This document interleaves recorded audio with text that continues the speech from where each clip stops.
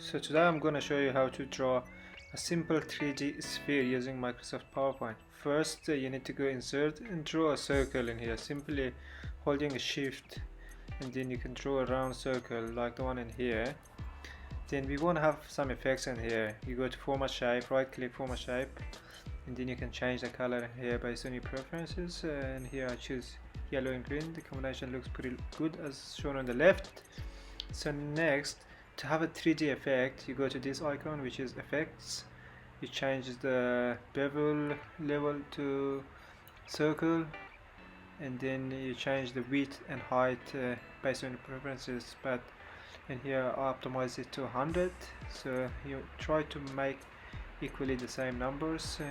You can see looks pretty good, but now you can play around with the other features as I'm doing. One more thing you can do is change the rotation the way you want it, but in here I don't think we need to change the rotation. You can simply press that one, and here it is. You can play around with the color to make it a bit more 3D effect.